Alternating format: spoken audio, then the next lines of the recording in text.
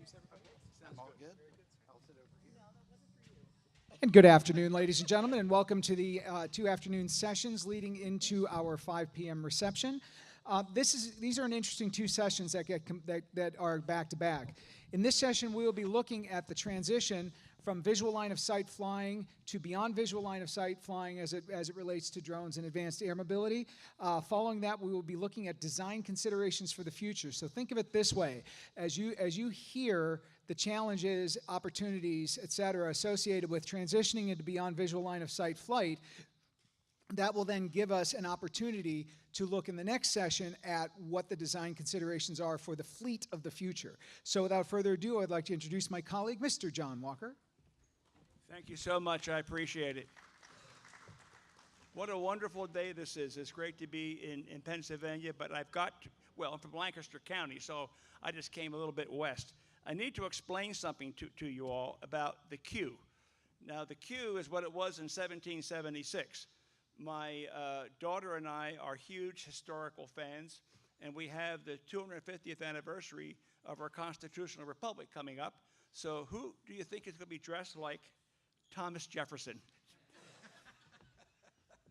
This is really great. We've really enjoyed the conversation, and we have about 120 years of experience with Michelle and Gary.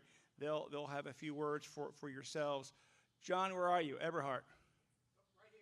There you are, sir. I'm going to answer the question you said about 30 years. Yep. Okay. I say in 1903, there's a great picture of Broadway on Easter Sunday from the top of a building, and what you saw was nothing but horse and buggies and one car. 10 years later, in 1913, same spot, same view, Broadway, it was all cars and one horse and buggy. That's where we're going. And I believe in conversations I have had with folks here during the break, we're seeing leapfrog activities coming with technologies, and it's going to really be effective. Marie, as far as the job that you do as regional administrator in the Eastern region, you're going to really see it, because I think that's where a good market is along the Northeast corridor. So we're going to go ahead and have what John Eberhard did. We're going to have a nice conversation. I'm going to ask Michelle, please, to identify who you are, where you've been, and a few words, and then Gary Norok will do the same thing, and we'll go from there. All right, thank you, Johnny. So, hello, everybody. It's very, very nice to be here. I appreciate the invitation very much. I've been really thrilled with what I've been hearing so far today. The conversations are spot on. I've been in aviation for 35 years. The first 10, I was an aircraft dispatcher for the airlines. And for the next 24, I was with the FAA's federally funded Research and Development Center, the MITRE Corporation. And for the last 15 years of my career there, I led the UAS and Advanced Air Mobility Research portfolio. So that means that way back in 2009 and 10, when the FAA was first considering what to do with the Predators that were coming over back from theater, and the FAA was had to make a decision on whether or not to stand up a UAS-specific, a drone-specific type of focus. I've been there since that day and was partnered with that UAS executive until I left in November of 24. Throughout that time, I did a whole lot of things. I went from complaining about the FAA every single day as a dispatcher to getting brought in behind the curtain. And I am going to be forever grateful for that combination of education. It's very unique, and it gave me a nice perspective on reality, why things are the way they are, why things are functioning the way they are, or how come they're not. And then since then, I've been a private consultant, and my mission really is to help this industry recognize how to position itself amongst all of the various nuances that feed the dynamics of our national airspace system, but do it with an eye towards interoperability. So we heard a number of times already today about how things have to work together, how companies need to be able to work with their competitors because there is enough room for everybody. And how all of that needs to give common situational awareness to every single operator that's in the National Airspace System. So I try and help whomever I can to be able to recognize that while they're focusing on their mission, my job is to also remind them that there's a periphery around whatever their passion is, and that periphery is a seam to a bunch of different sectors that if they don't address them, they're going to get snagged. And so we try and address those up front and do that from an enterprise perspective. My relationship with the FAA is still very strong, so I make sure that I'm transparent both with the industry and with my FAA colleagues so that we all do this together, because I am one of those people that strongly believe we're stronger together. We have to all do this together. Gary. All right, so I started my aviation interest in aviation when I was 15. I had my private pilot's license, and I started flying. I thought this is the best thing. But then, as I grew up, I thought, well, I wanted to be in the Air Force. I couldn't make it into the Air Force as a pilot because my vision was not quite 20/20. So I decided, okay, let's figure this out. So I ended up. The strike happened, the air traffic controller strike happened. A few years later, they were still hurting for controllers, so I became a controller. I started working at Washington Center. It's a Costco-like building with no windows, just radar scopes. And I lasted there for about 10 years and decided I needed to see the light. I'm not a mushroom. So I went down to Norfolk, and I worked at Norfolk Tower, and I learned about more what runway separation is. Oh my gosh, there's a plane out there. Geez, this is what they look like. After doing that for another 10 years, I decided to move up to headquarters. I worked at Washington, up at the FAA headquarters for about 15 more years. In doing so, I went through just the terminal procedures, offices, then I worked into regulations, and then ended up being the director of airspace. And so a lot of these airspace charts that you might see, our office was responsible for putting a lot of those out for you. Retired in 2023. Don't even look at me. Okay, I'm wondering, I think it was before you, but I'm not so sure. Anyways, 2023. Since then, I decided to take a year off. We have a house up in Potter County. I decided, let me just go ahead and do some drywall, some spackling. After a year, I decided I am no carpenter. My wisdom is probably better doing something else. So anyways, working with John, and my interest while I was in the FAA towards the end was always in the challenging mix for drones. I used to have to sign a lot of the waivers that UAS operators had to file for before the Lance program kicked in. And prior to the USS service providers, when they came in, we worked through a lot of the regulations and, okay, what are the policies for them? So a lot of that was a foundation, but it gave me a foundation to know that this industry has tremendous potential impact on society. Being in Potter County, I don't know if anybody knows where that is, up in Elk Country, just north of Elk. Anyways, one recent example is when Rite Aid decided to close, then I had to drive at least an hour and a half to get my prescriptions filled. Not the best scenario, and I thought, you know what?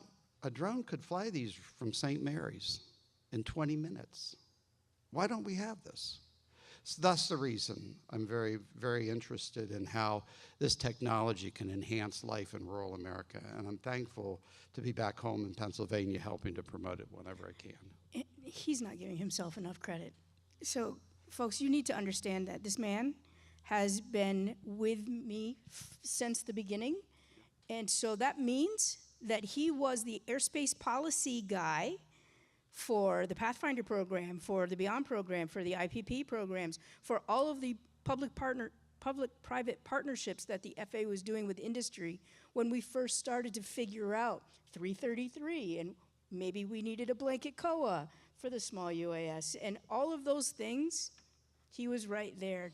He was the policy guy, the airspace policy guy. So this is like an airspace walking Wikipedia right here. Any of your airspace questions about rulemaking, airspace rulemaking, don't come to me. Go to him. And with that being said, we're going to pull another John Eberhard point here and be provocative. We have to be provocative because things have not been said so far, and let's put it out there. So at one point, I was the program director for airspace in the United States, starting something called the National Airspace Redesign Program, which, by the way, the current FAA EIPP AAM program looks very similar. And I'll get to that in a second. The airspace in the United States is like a 1955 Chevrolet, and we're trying to put bells and whistles of a Tesla 2027 car into it. It's not going to work until there's fundamental changes that will be allowing not just UAS, eVTOL, it's going to affect all aviation. It's going to affect Part 121, 135, 91. It's going to affect military. Military is one of the largest users of the National Airspace System and is an air navigation service provider. What I described on comm navigation and surveillance is going to be a huge amount of money. That means that as we go into, as I mentioned before to Eric Jacob, around the metropolitan New York area, as you know, Maria, there's anywhere around 5,000 airplanes milling around to Newark, LaGuardia, Kennedy, and Teterboro, and the other airports out around 70 miles, 24,000 feet and below. With the introduction of eVTOL UAS on the Northeast Corridor, a similar volume of traffic may be going down to within 15 miles below 4,000 feet. How are we going to do that?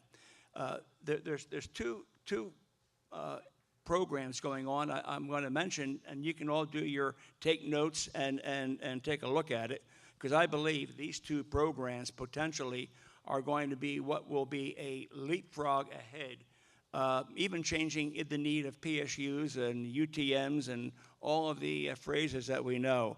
One program is called a Mobile Network Aviation Assessment Program.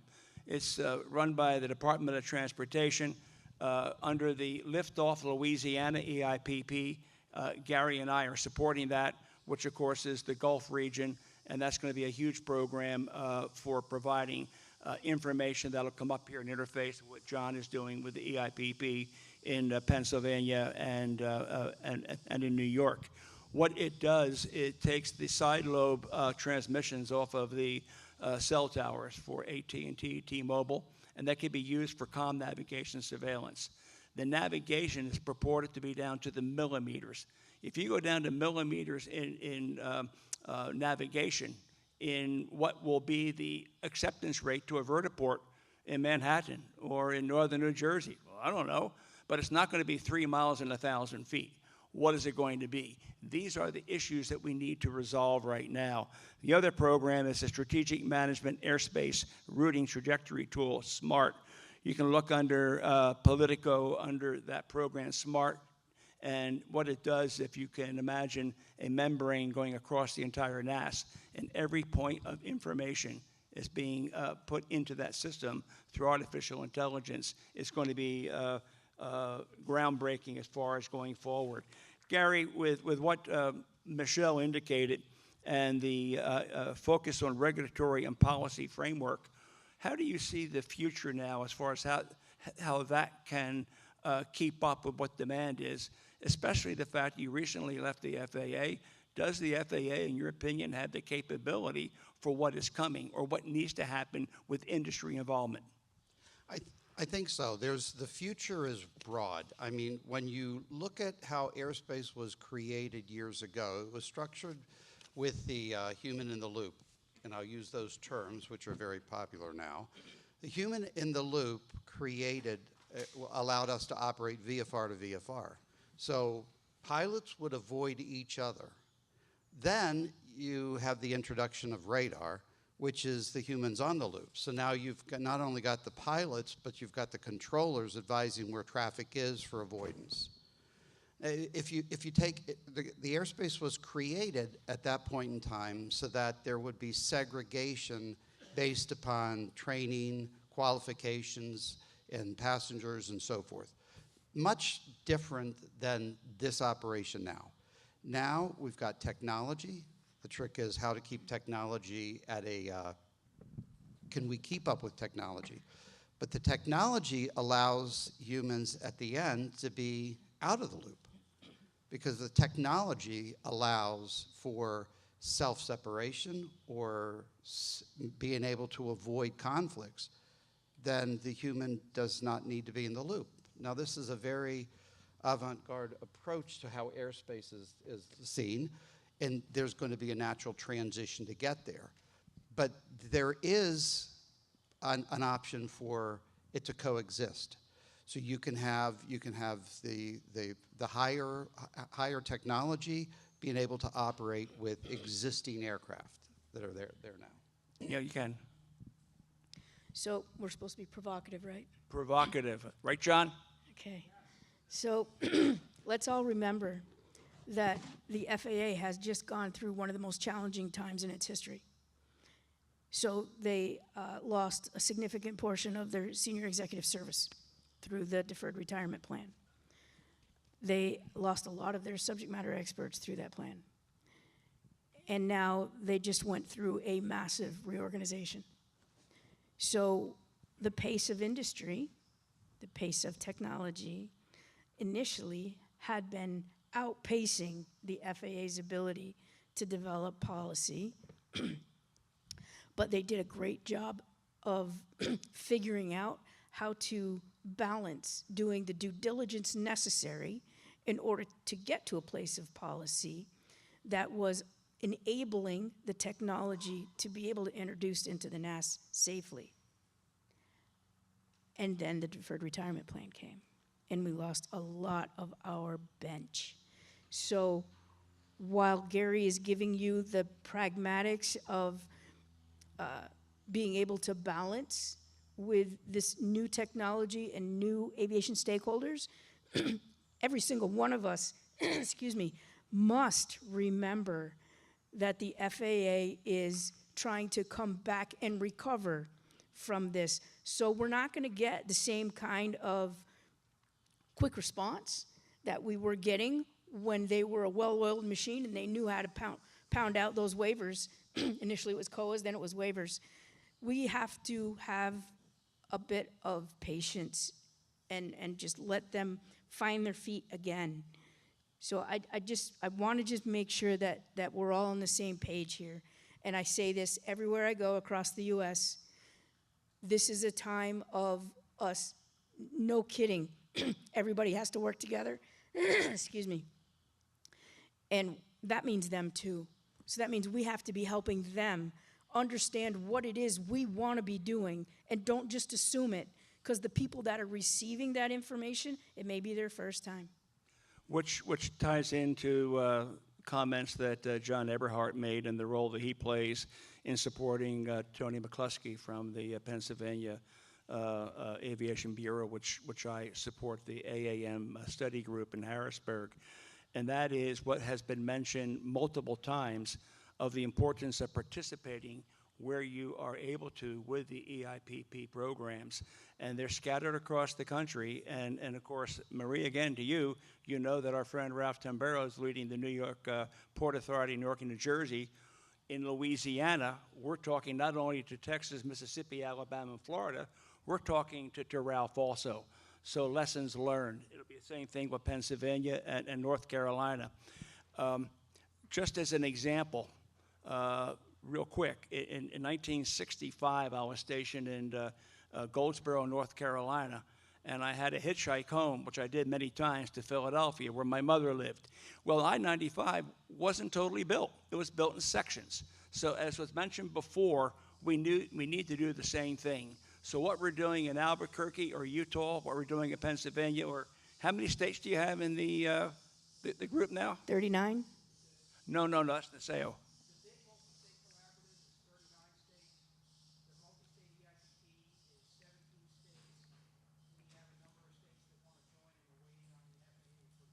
Okay, so now you add the states I just mentioned and the other states.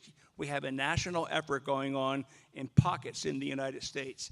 Now's the time to ensure we have that I-95 concept going, to ensure what we do connects. And even though that we have a foundation that is, well, the foundation needs to be the same nationwide with local issues.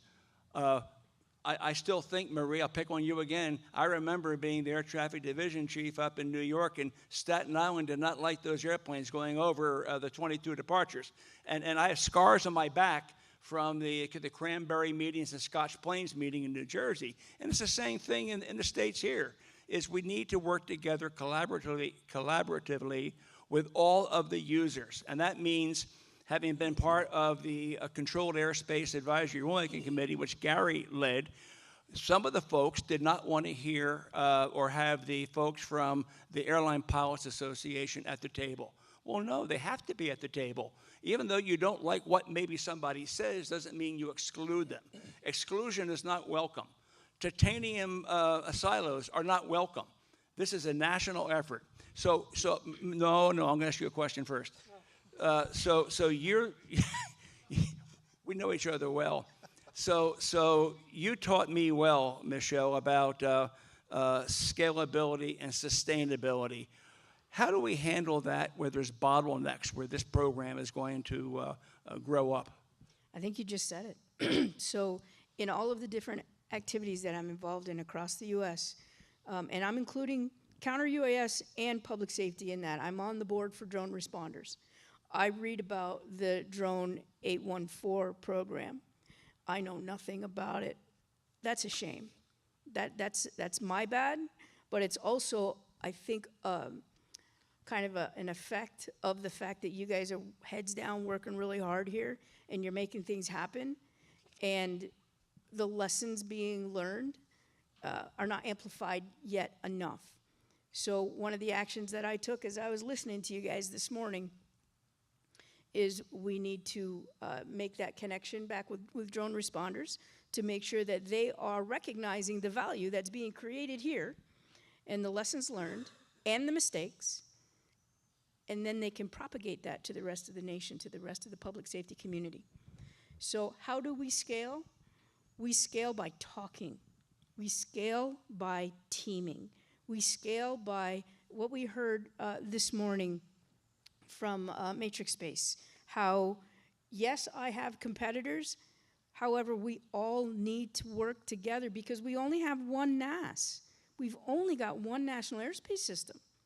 So building, and I know I'm not a favorite of many of my FAA colleagues when I say this, but we're beyond UTM now, guys.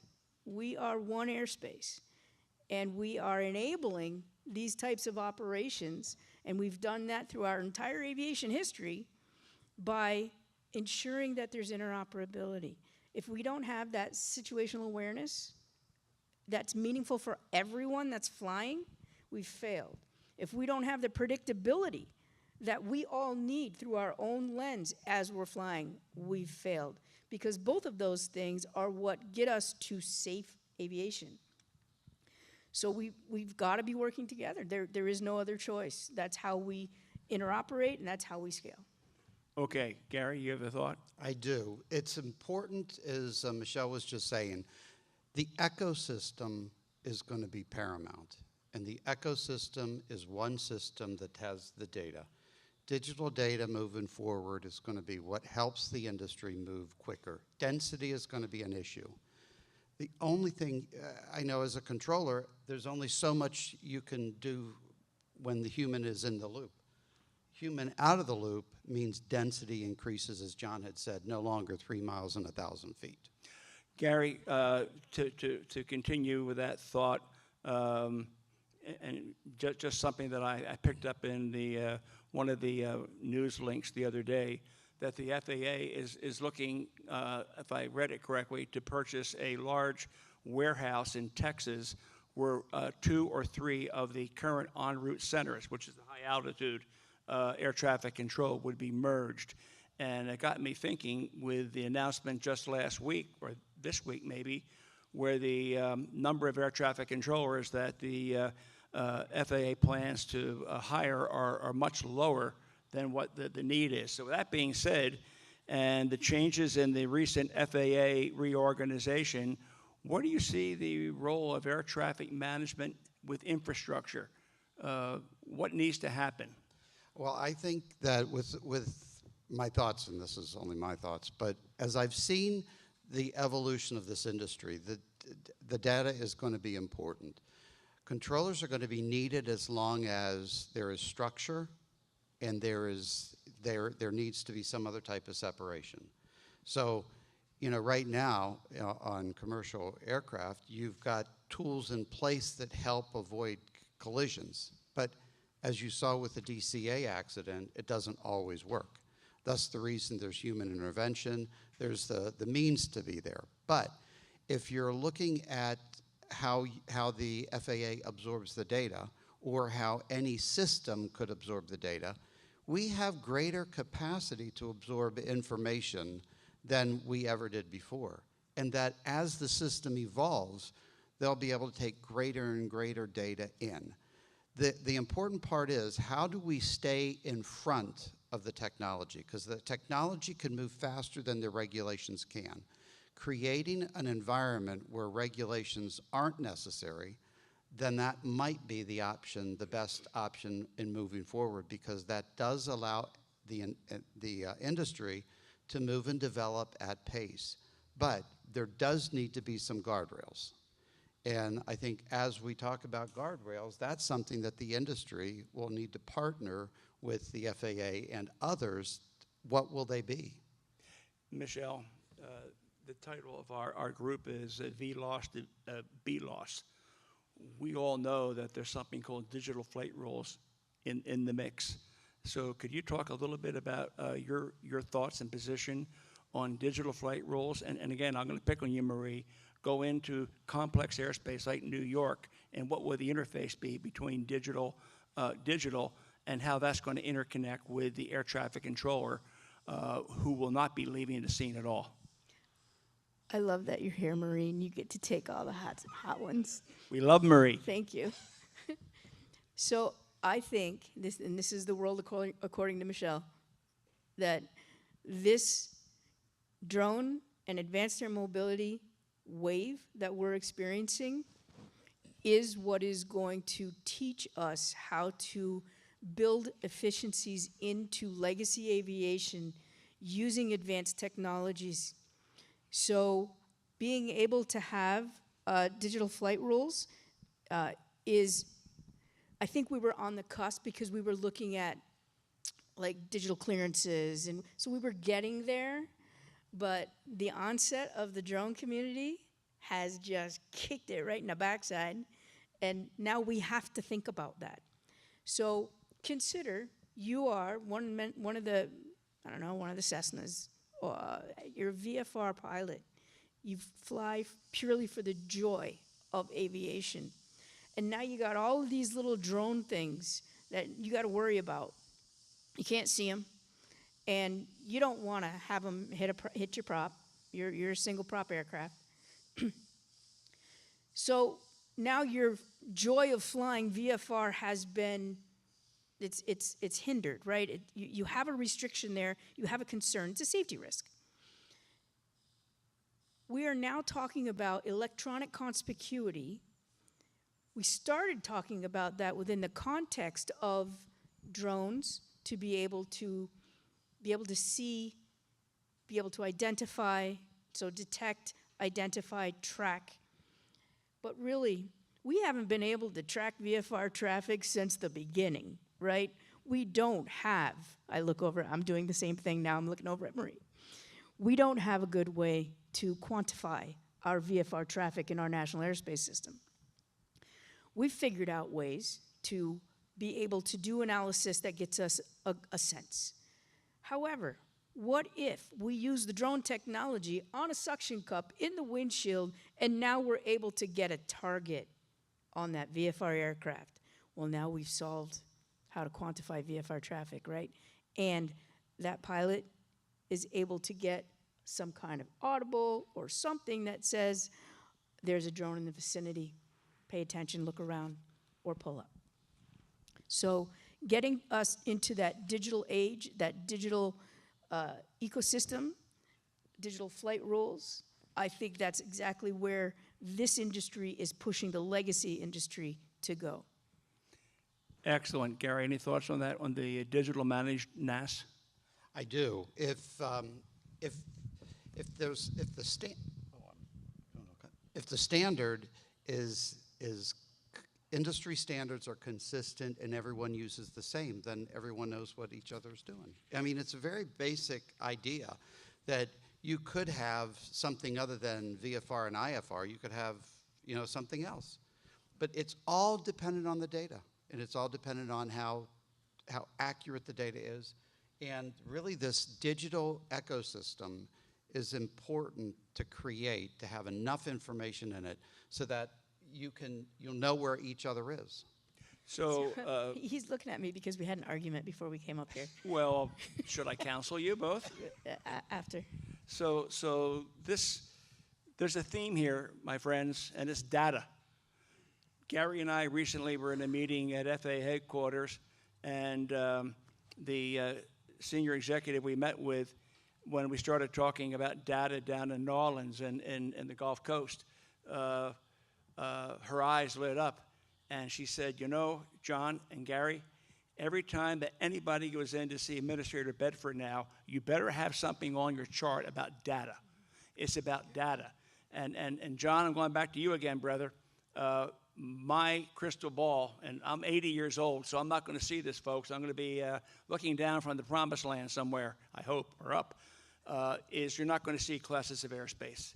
It's going to go from the ground up. Right now, there has been a super effort, if you haven't been following, above 60,000 feet, and looking for cooperative separation.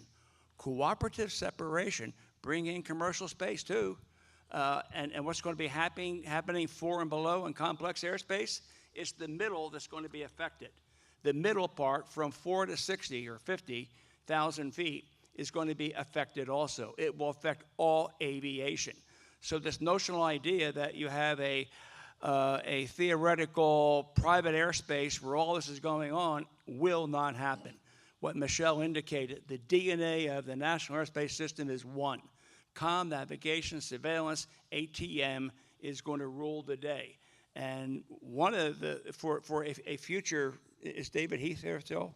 David, thank you very much for letting us come in here for this great conference. It'd be great to have someone from AOPA sitting here, or ALPA, and have that cross-section.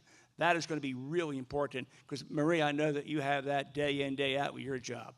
So we're getting down on time here. Michelle, I wanted to talk about cybersecurity and cyber and security and safety. So how do you feel that is now weaving into all the conversations that you've heard today? So this is not a drone problem. This is an America problem. This is affecting all of us because we now have a supply chain problem and we have an industrial base weakness. So until we get an ability to get in front of and get after any software from unknown pedigree and be able to provide some kind of wrapper that gives us a security, a sense of security, but also quantifiable security, that we have a high level of confidence in how that software functions and how some of that hardware also functions, we're not going to be able to grow and scale like we want to until we fix those things. Cybersecurity has probably been the biggest smack in the head that we've needed for this industry to show the rest of the industries, the rest of the sectors, the rest of the economies that we can't continue on the way we have been. Do I think we're going to get there? Yes, I do. Do I think that we're going to grow our industrial base based on NDAA compliant component generation? Yes, I do. But do I think we're going to do it tomorrow? No. And the way our industry races so fast, that's going to be a problem. So what do we do about it in the meantime? We talk to one another. We team with one another. We find ways to augment ourselves so that we are able to do more together faster, because you're going to have an NDA compliant component that you make, and I'm going to have one that I make, and Johnny's going to have one that he makes. And individually, if I got to make those two, what's going to do? Take me 3 times as long? But together, we're going to be able to put all of our stuff out. We need to have that mentality. And cyber, CISA is working on it. The top levels of our government are working on that higher level. It's not just the drone community, it's not just aviation, it's medical, it's your televisions, it's the whole thing. We've got smart fridges now. So it's a national problem. Do I think we're going to get there? Eventually we will, but we're going to have to do our due diligence in the meantime to try and be NDA compliant and try and address it from an individual perspective. Gary, any thoughts? No, I'm just thinking about the smart refrigerators. It's quite amazing. I was just driving in my car, and there was a name popped up, and it was the DJ at this one channel I was listening to on Sirius. And I have a friend, Christine Stone. I don't know if I was listening to this one. And the car says, "Would you like me to call Christine Stone? Because she's in my address." And I was like, good gravy, this technology's gone way out of whack here. But that's the important part, is making sure the technology doesn't go out of whack. Okay, so we have about 5 minutes, and I'm curious if, before we go to a close here, are there any questions anybody has for our esteemed team here? And don't be shy. Yes, sir. I will always ask a question. So, talking about digital flight rules, right? And your point, John, about cooperative separation is very interesting. All right. So now let's talk about the guy in his J3 Cub, who Michelle, as you talked about, is out there for the joy of flying, right? Doesn't want his cell phone beeping at him while he's flying. You know, a lot of folks, the FAA is a dual mandate, safety and access. So I'm very interested in what you all think as panelists, right? As we integrate autonomous remote, how do we ensure that we can preserve access for the folks that want to swan around in their J3 Cub? I'll answer that question to 1977, 78. There were 2 horrific accidents in California that killed a lot of people, and it brought about what were called terminal control areas, what are now Class B airspace. So that J3 Cub going into a Class B airspace, unless he or she has approval from the controlling facility, cannot go in. And I would say there will be, and again, having deep experience in airspace in this country, to preserve what you just talked about, either there will be a area where that aircraft continuing to fly as they want, or, and again, we're being provocative, John, someone's got to put some equipment on that or they don't fly. I don't know what that answer is going to be, but it goes back to what has been a common theme with Michelle. We have to keep talking with each other. That's why, John, you and I are such good friends, reference these EIPP activities, because shame on us, 2 individuals who know a lot about what's going on in the country, if we're not talking about what's happening to those states and to the states that are being involved down in the Gulf Coast. So can I just follow up for just may. a second? When I was the director of airspace, I had to go out to Las Vegas to the Soaring Society. There was an accident that occurred north of Truckee, I think it was, and the glider community really did not want to fit with any type of ID or any notification. And even though some in the West, some of them go into Class A airspace, apparently many times they were exempt. They were allowed to operate that way. However, as technology allowed, their chief complaint was they didn't want to add a 3-pound pack to their glider because it would cause weight and balance issues, and they just didn't want it. But as technology allowed, they finally came up with a 2-ounce device that they could attach. Technology, I think, will allow a solution where it needs to be. And I think, in some cases there was the FAA had some, well, if you fit with something, we'll give you some cash or something like that. Don't know. There's always political will some out there, but I think technology will be there. Yeah, I agree 100%. And John, I appreciate that you said the word access. That is so important that we cannot forget that what we're doing is novel, right? It's new and novel. And that means with all of the things we've talked about today, let's go over to advanced air mobility and the eVTOLs. With all of the things we talked about today with supply chain and the lacking of the industrial base, access, we're not building this community for only the high net worth people out there. That's not what this is about. We need to make sure that there is a deliberate focus on how we let everyday people access the benefits of these technologies, whether it's agricultural, drones for ag, or it's an eVTOL trip, whatever it is.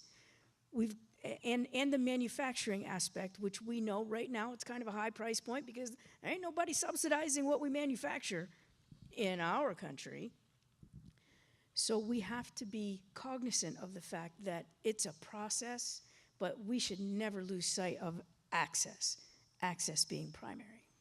Which is a good way to end this now on the comment that I made about the 250th anniversary of our great republic is the freedoms we have. And to your point, John, is the freedom of the air. Now, I know there's special use airspace, I know there's Class B, and this goes back into our government, especially for that $18 billion for the brand new air traffic system, which, by the way, isn't just radars and frequencies. As we mentioned, data. So with that being said, Glenn, we're about to wrap up here, but I want to make a personal note. Thank you very much. And David Heath, I mentioned David before. Make sure you pat him on the back. I have a personal relationship with this airport. At the time, I was the air traffic division manager in the Eastern region in New York. At the time that Congressman Murtha was really putting a lot of effort into this airport.